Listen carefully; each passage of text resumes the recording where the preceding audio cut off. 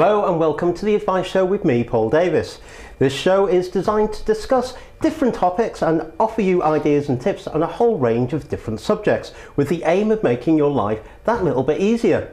Now on today's show we are discussing World AIDS Day, which is dedicated to raising awareness of AIDS and a day of remembrance for those who have been lost because of the disease. Now on my sofa to discuss this I have members of the LGBT Foundation, Peter Hampton and Steph Malus of the George House Trust. I nearly got through that without... Welcome back to the show. Now we had you here last week talking about HIV. Now we're going to be talking about World AIDS Day. Now, before we go into that, tell me a bit about yourself and what you do. So I'm Peter and I'm the Services Support Officer at LGBT Foundation, and I'm also a trustee at George House Trust. And I'm Steph Malus and I am the Joint Chief Executive Officer at George House Trust, so oversee the direction of the organisation and the services which we provide. Brilliant. Now we're talking about World AIDS Day today. What is it? Now I'll give a little summary there, but what is it actually? It's an opportunity for people to come together to unite in the fight against HIV, to think about those people who we've lost to the virus, and also to give support to those people who are living with the virus. It's a big day for us. It's important, and certainly George House Trust really recognise this as an opportunity for people to come together, to spend time together and think about the people we've lost, but also to look at the future as well. Yeah, I think it's really important that we have that opportunity to come together collectively, so people who may be living with HIV or know someone who's affected by HIV, but also as well to make sure that HIV remains on the agenda for things like healthcare, service provision. There's a lot of people in Manchester who are living with HIV. There's also an estimation that a fifth of people living with HIV aren't actually aware that they're living with it.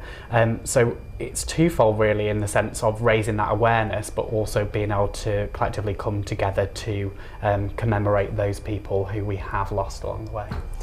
I remember my first time at a gay pride event, and that solidarity that you get the first time you go along to something like this.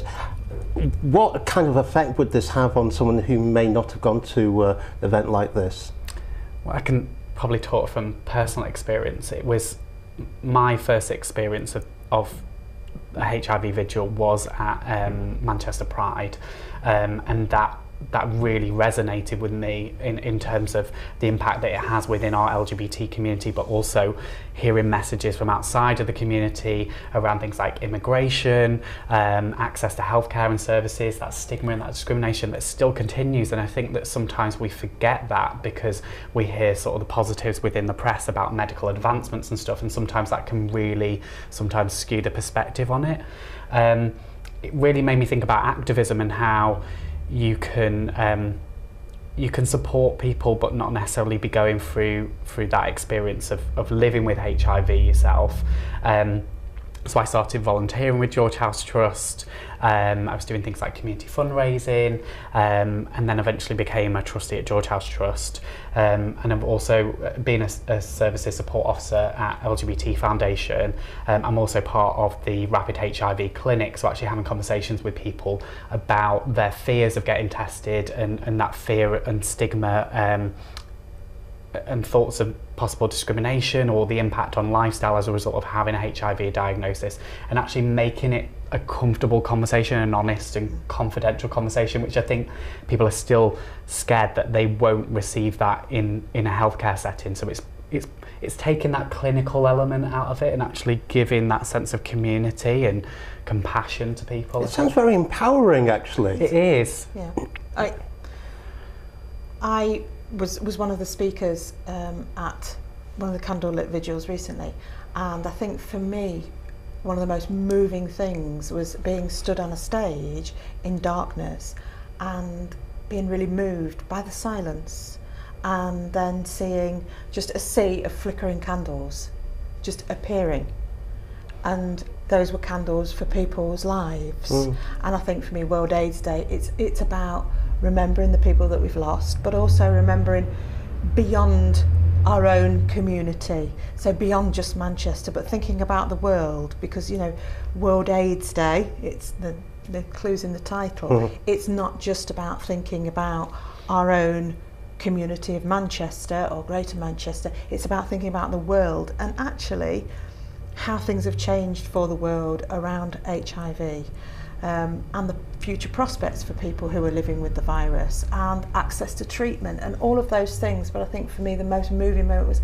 is that silence, and actually listening to that and knowing that all of those people who are in that audience, in that sea, are all just taking a moment to think about the past, some of them the present, many of them the future, and many of them a future that they hadn't expected to ever see.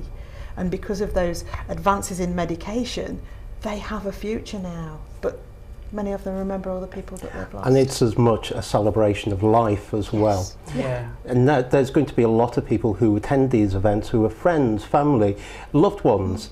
How important is it having those kind of people at these events? I think it's essential. I think it's around using that opportunity, and Peter's already sort of alluded to stigma, which is still so prevalent around HIV, that lack of information, the lack of awareness, certainly amongst the general population. And I think it's important for people who attend to go out almost with a message to say, I attended this vigil, it was amazing. People are living with HIV, did you know that? Telling their neighbours, telling their friends, telling their work colleagues about HIV, raising awareness to say, actually it's not the life sentence that it used to be if you're diagnosed early. I understand you can live the same length of time. We want those dialogues to be taking place. So it's important that friends and families are there, and children of people who've lost their lives as well, which might sound a bit remarkable, that there are still some children around of people who've lost their lives. But George House Trust works with children and young people who are living with HIV, and that is really positive. So important that those people are there as well to go, I'm fine, I'm living my life. So an opportunity for friends, family, to all be there and share the message. I suppose that helps reduce the kind of fear and stigma around it, because that conversation has been started. It's been started not just within the community, it's outside the community. Is that conversation picking up any speed? I think there's definitely a thing going back in terms of if you think about when you're going about your everyday life and you have this stigma or even kind of perceived discrimination that you're carrying on a daily basis, and then you're surrounded by these sea of candles, there's such like a warmth in that. And I think that there's definitely some good movement in terms of talking about HIV. Obviously, last week has just seen the end of National HIV Testing Week, so we've been encouraging people to talk about the sex that they want to have, risk prevention, so whether that's condoms, regular testing, whether that's treatment as prevention, so things like PrEP and PEP, which you may have seen in the news recently. So there's a whole host of things that I think brings this collective conversation together. And I think it's about keeping it simple as well. No one's asking anyone to go away and be the fountain of knowledge about what HIV is, but to say that you've attended that event, to say that you're wearing the red ribbon, people asking those questions and feeling supported, feeling that this is actually a collective movement. It's not to be confined within a community that's affected. Now let's talk about the organisations you come from, because you do some tremendous work in the kind of information that you put out there. So let's talk about the George House Trust first. Okay, we're a support organisation, so we're working with people who are living with HIV. Around just under 5,000 people are living with HIV across Greater Manchester. We don't see all of those people, which is good. I don't think we'd cope with seeing all of those people on a weekly basis. But we don't see them because they're getting on with their lives, and I think that is really encouraging, a really positive message. We tend to see people who have hit a point where something's changed or altered. So, for example, at the point of diagnosis, something has altered in that person's life. They're going to need some space, some time. And George House Trust is able to offer one-to-one support for people, meet in a room, get to know that person, look at what the biggest issues are for them, and be able to work through that process of coming to terms with things, talking about disclosure. How can I disclose to my partner? How can I disclose to new partners? Do I have to disclose to my employer? Well, no, you don't. You know, you don't have to disclose to anybody who you are not comfortable with disclosing to. We offer counselling to enable people to have that one-to-one support, particularly where they might be perhaps coming to terms with, you know, how they actually became infected. You know, for a lot of people, that's quite a difficult time. You know, I've heard a service user say, you know, when I was diagnosed, it was like my head was in a tumble dryer. I just didn't know what to do, despite the fact that actually I was sort of prepared for it, and I you know, I was expecting it. However, it was still a shock. We're working with children and young people, so children who are living with HIV where there's been a vertical transmission, so from one of the parents, and that's really important. And we've met with a group of young people, and they've said, you know, we don't want a pity party, we don't want to be pitied, you know, there is a future here, we want to be optimistic about the future. Now, unfortunately, we're going to have to go to the break, but we will pick up after the break. Join us again in 3 minutes. See you then.